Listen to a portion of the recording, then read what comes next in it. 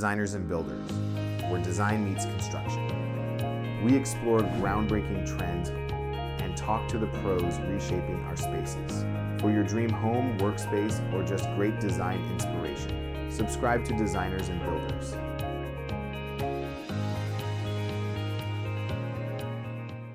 Hey, welcome to a brand new episode of the Designers and Builders podcast. I'm your host, Steve Larosiliere, and get ready. Today's guest is a true powerhouse in the world of design. Beth Diana Smith is a visionary interior designer who's redefined what it means to create bold, unforgettable spaces. She made a fearless leap from corporate finance career to launch her own award-winning firm, and she hasn't looked back. Beth has a signature style. It's eclectic, vibrant, unapologetically original. She's landed features in House Beautiful, Elle Decor, and Wall Street Journal. She's not just a designer. She's a force, a mentor, trailblazer for diversity and inclusion in the industry. With every project, Beth brings passion, storytelling, and fearless use of color that inspires everyone around her. Please join me in welcoming Beth Diana Smith. How you doing, Beth? Good. Thank you for having me. Yeah, I'm glad to have you on. So let's kind of start at the beginning. What inspired you to leave a successful career in finance and pursue interior design? Oh my God. I feel like it was more the universe pushing me than a conscious decision because I had no plans of ever leaving corporate finance. I was heavily invested in my career. It's what I wanted to retire doing. But then I started a new company. Oh man, right around when I was turning 28. And when I was like around 29-ish, I decided to redesign the home that I had bought when I was young, 22. And everything was like at the time, like IKEA furniture. So I decided to redesign this home. And at the time, this was 2009-ish, I would say. And at the time, that's where like blogs was like a big, big thing. Like everyone was writing a blog. There were a ton of super popular design blogs. And I was just, reading publications, like reading these blogs, just trying to like figure out like what I wanted to do with my space. And in watching like real designers do work, I was like, you know what, my house is pretty terrible. And like, do that whole research process, I just kind of fell in love with interior design. It was initially also supposed to be a fun side hustle. But next thing I know, in a true accountant personality, I was going to interior design school nights and weekends. Oh my gosh. And yeah, So you were like, same you, person. you dove in and you were learning about the craft. Yes, I'm a very technical learner. I want to say that I actually kind of like school. So I only went to design school to keep on with like, oh, I'm going to do this as a side hustle. I just want to know everything. But like as the years went by of like going to school part time, I just became more disenchanted with corporate finance and corporate America. And then I just decided, I said, you know what? At the time, I was working at a company that was located in Times Square. I just felt like, oh my God, these people are so miserable. I don't know if I want to retire doing this. And then, things just kept on lining up. I just felt more and more frustrated with my corporate life. I was like, you know what? I'm just going to take the leap. And I just ended up taking the leap. Did you have clients or did you have savings when you had that leap? So before I started school, I was taking clients. And then when I started school, I realized quickly that you could not have a full-time demanding job. You cannot then go to school at night and weekend. And you can't do this commute and get home at like midnight, 12:30 on the nights you have class, and then get up and do it all again the next day. So I was like, after I wrap up these clients, I'm going to not see any more clients while I'm in school. And then I left corporate May 8th of 2014 was my last day. Wow. And then I decided to finish off my classes that semester. So I became a full-time student for that one semester just so I could finish off my classes. And then I started taking clients again right after that. I'm curious how, well, first off, congrats on Thank you. an amazing, you have a whole lot of stamina. If you, it kind of tells me, it tells me you have big, broad shoulders and that you can carry a lot. But you know your limits, but you know your limitations, right? Like, Yeah. you know what's realistic. Yeah. Yeah, and then and then also too, congrats on, I guess, 10 plus years in Oh this. my God. Yeah. Thank That's you. not pretty wild. That's like, yeah. Yeah, it And doesn't they, feel like it's been that long. yeah, what does they say? The first businesses close in the first 3 years or what, 5 years, they don't last. So that's cool.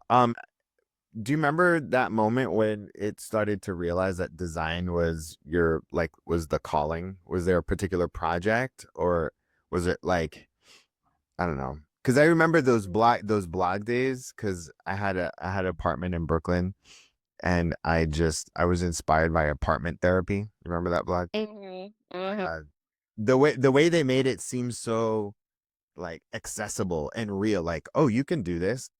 And I was like dreaming of IKEA hacks and taking over the roof and making it a little like a nice patio, and you know what I mean? It was so cool. I don't know if there was a one, actually maybe I can say there was one defining moment, but I can say there was something that someone said that was like an aha moment I had. The world is insanely small. And at the time I had a client that was in South Orange, New Jersey, and a client that was in Montclair, New Jersey. And in the Montclair home, I can't even remember what we were working on. It might have been like a living room, dining room, patio situation, sunroom situation, I should say. And in the South Orange home, I think it was working on living room, dining room, family room, bedroom. But it turns out that these two clients had a mutual friend. But at the time, I didn't know it. And one day I went to South Orange client's home. I don't know, maybe for a site visit. I don't remember exactly why I was there. And she said, "Do you know such and such?" And I was like, "No, who's that?" And she was like, "Oh, she's friends with Montclair. I think she owns like a bakery." And I was like, "Oh, she sounds familiar. I can't exactly place her face." And she said, "We realized that you were designing both homes." I said, "Well, how did you figure that out?" And she said, "You know, I'm gonna just call her Bakery Lady for simplicity. So Bakery Lady came to South Orange client's house. Like, your house feels so familiar, right?" So now they're talking, and Baker Lady goes, "Oh my God, I know why it feels familiar." And then they had this whole discussion. It was because of the layering, like a lot of color layered with pattern, heavy on art. And that feeling that she got of this layered space reminded her of her other friend's house. And then they realized that I was the connection. And I realized that I had at the time, I didn't think I had a style, but her pointing that out was like, huh, there's this organic thing that I do and how my brain kind of works on the Brain Things project. And and what she described is what it was. And I never, it's like someone pointing out something to you that, you do all the time. You don't think about it, but it's her pointing it out. I realized like, oh, who knew? I do have a style or like a signature to my projects. And I was like, that was like a light bulb moment for me, an aha moment, I should say. And it was more intuitive, right? That's It's cool. definitely more intuitive. And it made me think like it made me kind of, ponder the universe a bit, like why I didn't notice my approach to design was so consistent across project, like regardless of what the style of the project was, that layering technique and like how strongly I feel about, pattern, color, texture to each project and like incorporating like bold elements was more so due to how I grew up. And then I realized I'm just taking my own life experience and I'm putting it forth onto these projects. That's great. What I guess the question that I had too is like, how has your business background influenced the approach to running your design firm? Sorry, can you say the question one more time? How has your business background influenced how you run your design firm? Uh, Heavily. When I was in corporate, for the most part, I managed budgets and I did a lot of presentations. And my presentation had to adapt based off of my audience, even if it was the same data. So if I had to present data to like my boss, who's also in finance and accounting, and then would also have to understand it, then we could have certain conversations and I wouldn't have to simplify anything. But if I needed to have that same data presented to, say, our CEO or one of, the department that supported, I would have to edit that, like simpler terms, just so they could easily understand and then be able to explain that information to someone else. So it taught me a lot of adaptability and approach and catering information to different audiences, and design has been no different. So I operate my business like it's a small corporation, making sure I'm looking at all the analytics. And then I realized the presentation skills that I learned in corporate really, really impacted how I handle presentations for clients, because there's no different. Every client learns differently. Every client is different. Like some are super visual, some are like, if I don't see it, I'm not sure how we're how we're going to do this. So it's just the same thing. You try to understand your client's learning style, and then I just kind of cater their presentation based off of that. Yeah, that's great. How, when you think about your, the work that to go back into your process, like bold, eclectic storytelling, like, could you walk through the process of how you like weave in your client's vision with your narrative? So each client, right, they always start off with a questionnaire that's pretty lengthy, right? It's about 25 pages. Whoa. But yeah, I'm asking all the things because this questionnaire not only asks project specific questions, it also kinds of asks like personality questions and design preference questions. Mm. And I'll use that questionnaire. I'll take what the stuff I took during our initial conversation. I'll take whatever notes I took during our consultation. So I'll have an understanding of who the client is. And hopefully I got to a point where I understand who they also want to be, because that's two different people, Hmm. and incorporating like their lifestyle. Like, is there a partner? Is there, pets? Are there kids? Are there kids like various ages? Like, is one 2 and the other 16? Like, all of those things. And I'll kind of draft out like an outline of here's what the client wants to see. And then I'll kind of layer that into what the client wants to see functionally and aesthetically. And then I'll take that and then I'll add on to it. Because I always talk about, if let's say if budget was not a thing, what would be the drain? And I start to like weave in the drain and then weave in things that I heard and saw during our conversations and things they might have talked about in their questionnaire.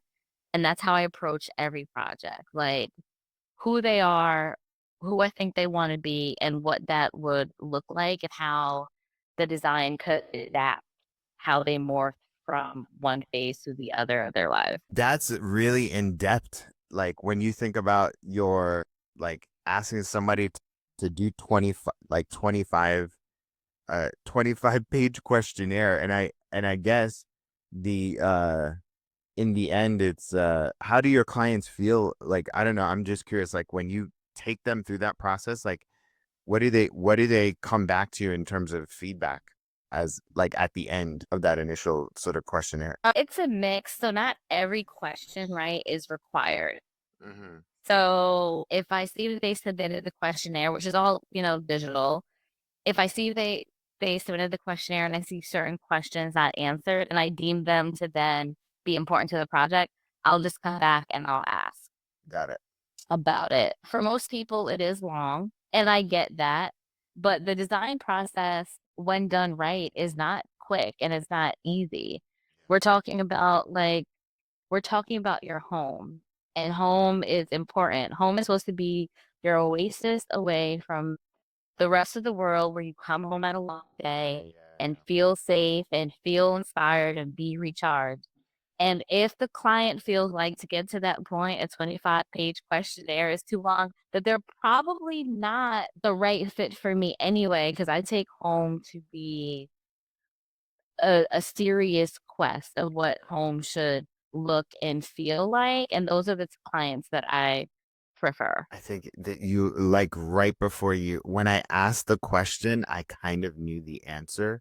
But as soon as you started talking, I realized like what you're doing with that is like really setting the tone for the type of client that you want to work with. And if they're not taking it seriously, they're not going to take you seriously. Yeah. Exactly. That's Yeah. exactly what it is. Yeah. It's like it's almost like a barrier because then what it does is like set the tone for how the relationship's gonna go. Be like, oh, you're asking like deep in your guts questions as it relates to a renovation or a remodel. That's really cool. What's your cultural heritage like, and how are you bringing that into the spaces you design? So my family is Grenadian, and I'm the only person in my family actually born in America. My parents moved here a couple of years, I think in 78, and then I was born in 80. Mhm. So I grew up in a house, that was very Caribbean. And then I grew up in a township that was insanely diverse in every way. So I feel like that shaped my view of everything, like my approach to design, being very cognizant of, you know, appropriation of things and being cognizant of someone's culture and how you incorporate their culture in their home. So I feel like all those things just kind of shaped me. Yeah, and I can really really tell from your from your designs, just the layers and the textures, right? And the colors. I don't know, there's just like something. I'm Caribbean as well. I'm Haitian. So I You get it. yeah, I know, I get it. Yeah, it's to me it's what's actually really cool about like first gen like Caribbean Americans that show up in creative ways is that it's like it's your interpretation of how you grew up, but in modern times.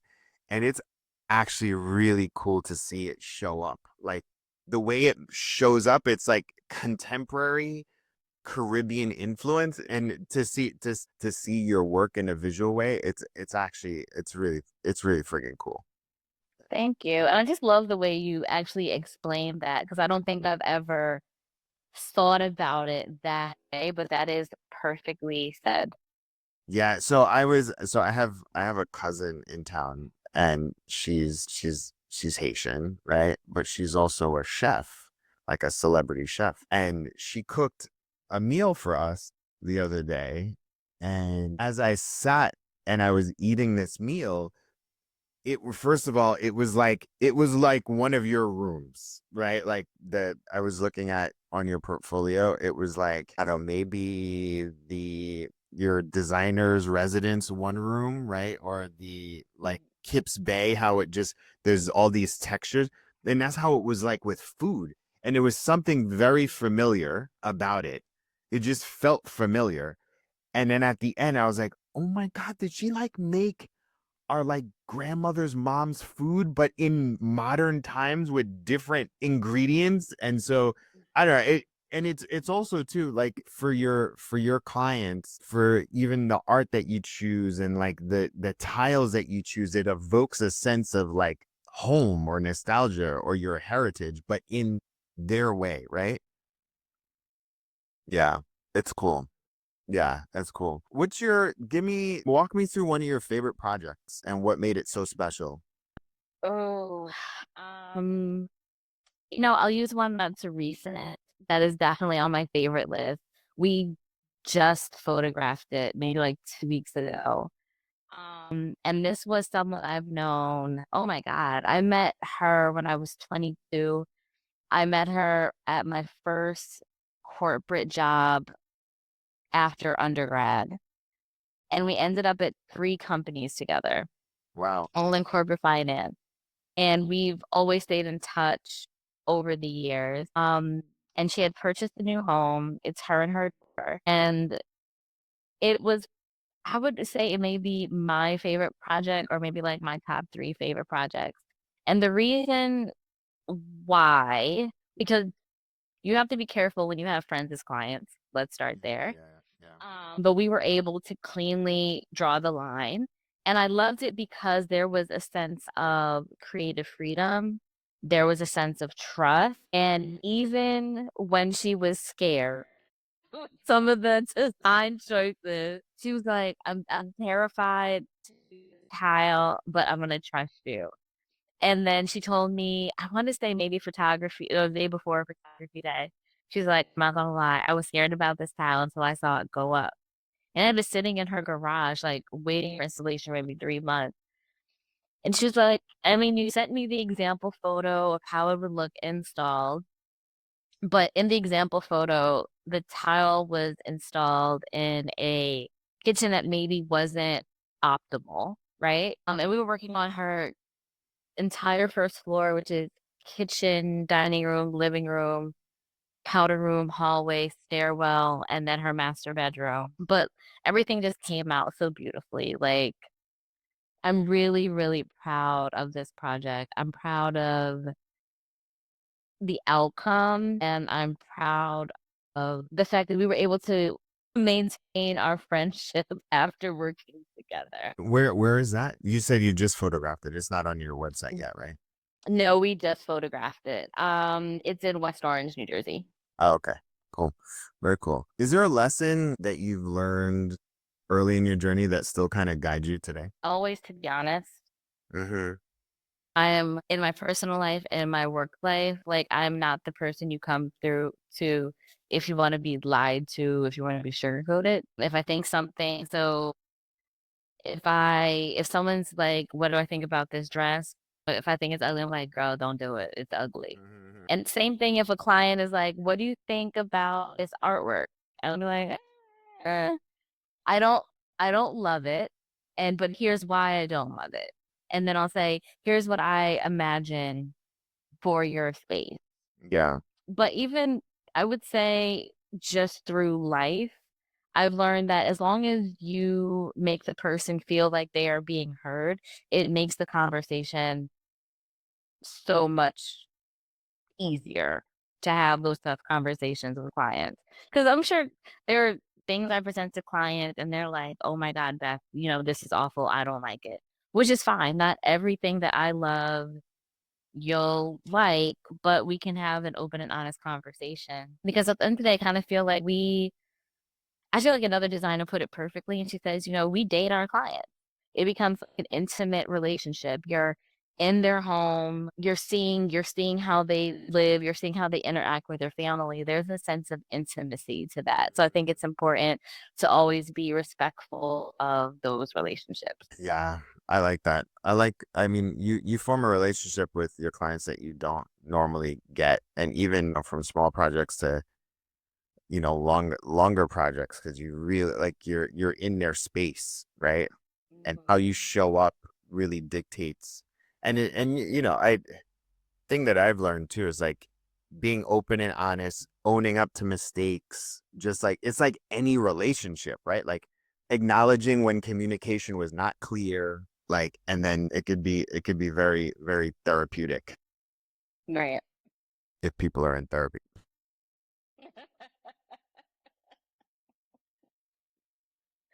But yeah, what give me a recent challenge that you've sort of had to overcome. Funny enough, I can't think of anything that was a recent challenge.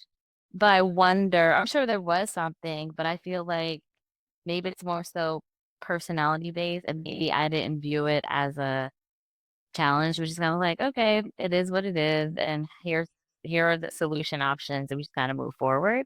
So I wonder, because that's how I view a lot of things, why nothing immediately kind of comes to mind. Yeah, yeah, yeah, yeah. Yeah, and you're probably more of a solutions minded person that like those challenges are normally part of like it's just something that you have to do and either overcome or deal with or what have you. How have you approached, I mean, I saw that you like mentor and you have like some leadership roles in the design industry, right? Like why is that important to you? Because of representation, I think there are a lot of spaces where Black designers are not seen, and to be cognizant of future diversity, I just want to make sure that people then see me and people see other designers that look like me. And networking within the industry to me is like very important. And I didn't appreciate networking in my corporate life, but I've learned that people want to work with people that they like. Yeah. And building community, especially as a business owner or an entrepreneur, building that tribe is kind of mandatory for your sanity, Yeah. because I feel like I work a lot more hours now than I did in my corporate life. And in my corporate life, worked a lot of hours. I don't know. It's just something I just feel like at the end of the day, it's my responsibility to do those things. But now I'm a lot more cognizant of like, you can only do but so much, and I don't necessarily have to do everything, Yeah. because there's no value in like stretching yourself thin to be everything to everyone. Yeah. Yeah, yeah. Could you talk about your clients? Like what kind of clients do you find yourself working with or being attracted to you? Like who are the people that It's a bit of a mix. I would say it's been everything from married couples to bachelors to bachelorettes to single parents. I will say the type of client varies in like who they are, but what they're looking for is kind of always the same. Like they're not looking for cookie cutter. They want something bolder. They view home as important as I do. Like it shouldn't look like anybody else's. I would say that's the majority of clients that come to me. are they do they come from any particular fields or do you find like are you attracting finance people? Are you trying attracting creative people? Like who are you attracting? Oh, that's a good question. I feel like it's always been a mix. There's been finance people, there's been teachers, there's been pharmaceutical executives. It's run the gamut a bit, I would say. Like lawyers. I don't know if any two clients have had the same career. Yeah. How are you using talk about your team? Do you have a team? You have like who's in your sort of network that helps you execute your designs and your projects? So now it's me and I have a coordinator. And I have her focus on mostly administrative responsibilities. Like, 'cause as you can imagine, there's a lot of paperwork that needs to occur, and a lot of tracking and a lot of statistics, and a lot of follow up. So I have her mostly focused on that, and I focus on drawings, design development, those sorts of things. Or do you outsource your designs or do you do that yourself? I keep it close to home. I do it myself. Like your even the mock-ups and everything? I do not do the rendering. Oh, okay. Those will absolutely go to a third party. But like the CAD drawings or construction drawings, those I do. Wow. So you have a coordinator doing all of the back office admin stuff, and so it allows you to stay focused on client serving and the execution of the projects. Yes. Yep, that's correct. How are you using any tech or automation in your business? Have you started playing around with AI or are you like how are you using that? I would say I'm AI light. I'm one of those people that are slow to jump on the bandwagon. And I it's a bit of a mixed bag because I could see where it's super helpful, and I've noticed how other people are using it, and I love that. But then I see other things I don't necessarily love, um, where people are, creating these AI projects and then saying it's their work, and I don't know how I feel about it just yet. Yeah. Yeah. Yeah. Yeah. You're, especially when you actually start thinking about it, that the work is a culmination of other people's work. Right, right, right, right, right, right. Yeah. Yeah. Yeah. Yeah. Yeah. Yeah. That's a really interesting fine line because the AI came from something and it, it, it drew from a bunch of different techniques. So it wasn't, I mean, which is actually kind of scary if you think about it, because I've been following this one artist online and he's like ranting against AI in terms of the art. And um like somebody could be like, oh yeah, give me a room in the style of Beth Diana Smith, right? And which is Right. actually kind of messed up. Like,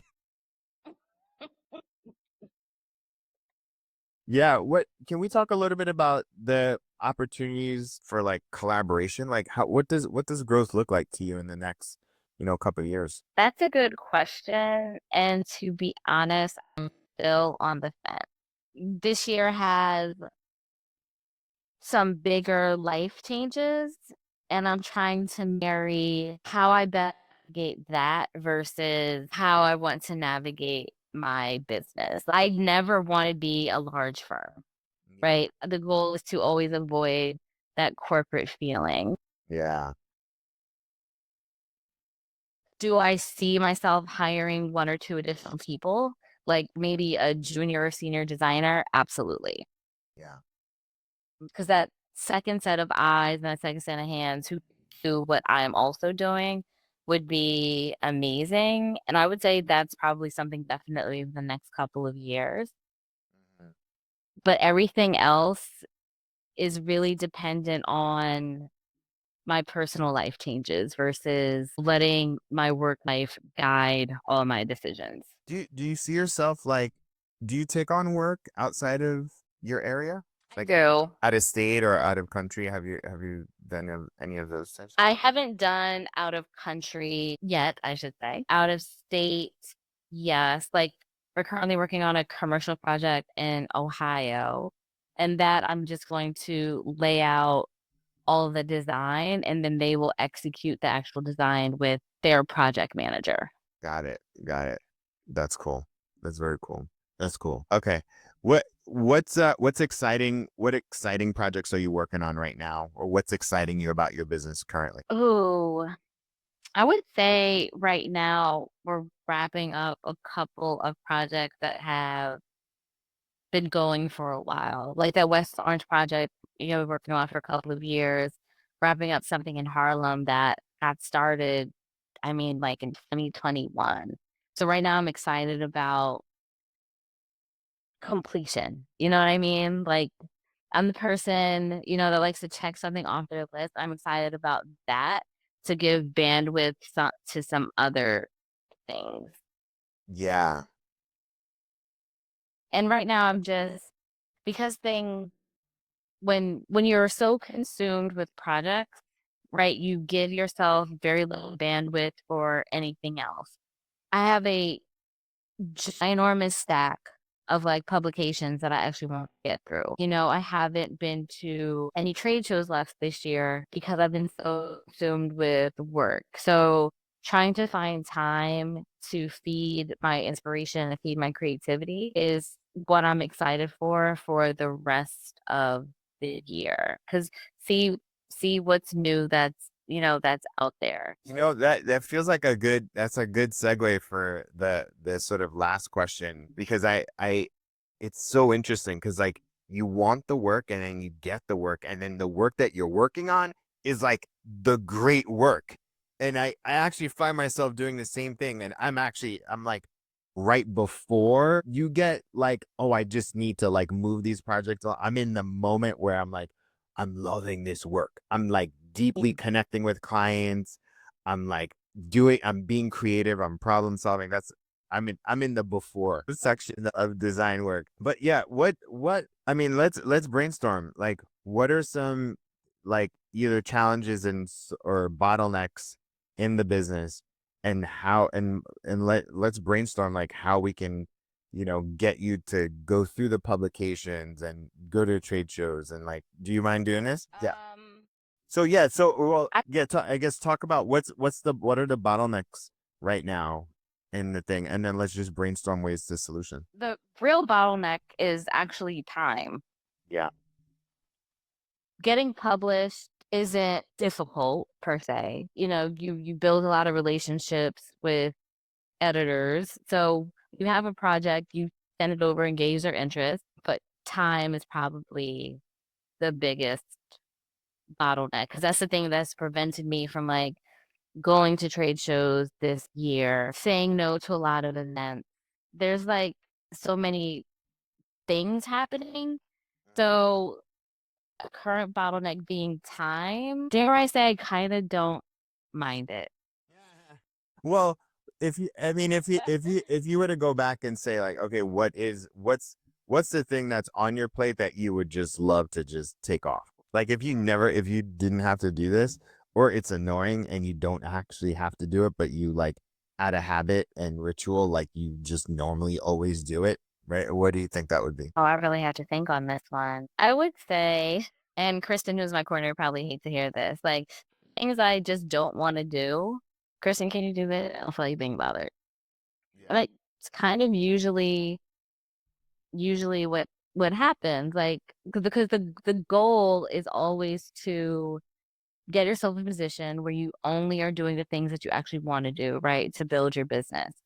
So I would say I usually do that. Give me some examples of what those are. I mean, there are several things like reach out to this sender. We're trying to figure out like what this issue is, or God knows we deal with a lot of deliveries in our business, right?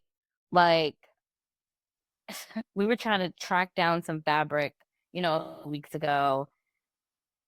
And I think that was something that I feel like that was a previous bottleneck that I faced, like getting the right person into the role. But once that happened, it just made things so much easier. And I would say my probably in the near future would be how and what how involved I want to be in the drawings moving forward, but I'm still on the fence about that. But that would require, is that something, where I'm hiring someone that goes back to like that junior or senior designer? Is that someone who also can do what I do? And they tackle that. Is that something that goes back out, I should say, to a freelancer or something I did before, which I kind of don't love because when you're bouncing AutoCAD files back and forth with someone else and over email, I'm like, by the time we did all of this, I just could have just done it myself. So I feel like, yeah. So I feel like my current bottleneck may be how I want to handle larger projects moving forward. Yeah, and the flow between all of it, and the managing and the communication. Hmm.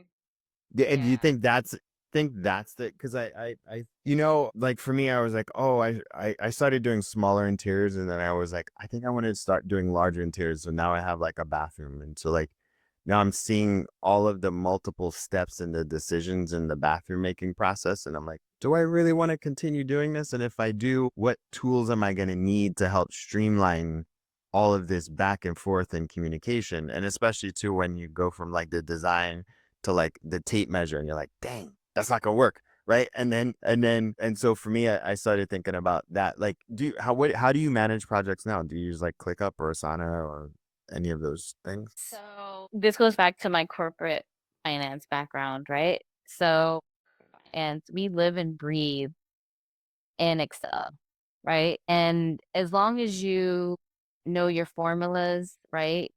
Yeah. Excel can be a very powerful tool because you can do something in a click of a button.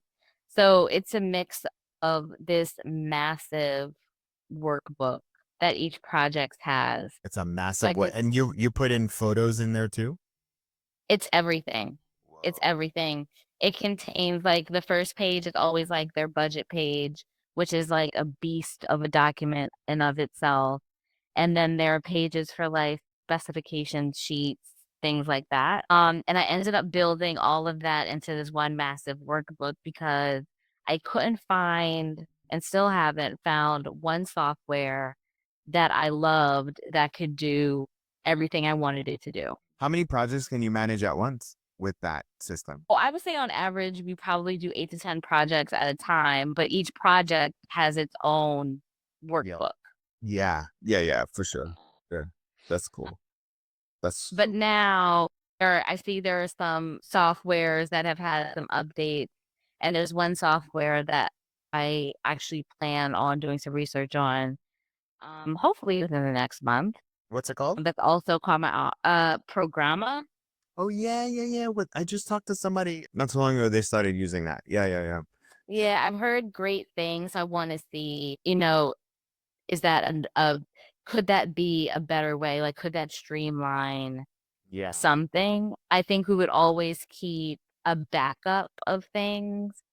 And I can't see, like, as far as like that one budget sheet that we currently use, I can't imagine that ever going away because it does everything from the tracking to tracking every single line item. It just becomes like the hub for everything. And I can't imagine seeing anything else that would do what that Please. current tab does. Yeah. For sure. That's cool. That's very, very cool. Awesome. Well, thank you so much for sharing and thanks for being on the podcast. Could you tell everybody your website and your Instagram so they can follow your work? Yes, the website is www.bethdianasmith.com, and we are literally everywhere at Beth Diana Smith. Awesome. Thank you so much, Beth, for your time, sharing your story, and telling us about your amazing work. Thank you so much for having me, Steve. This was great. All right. Take care. Take care.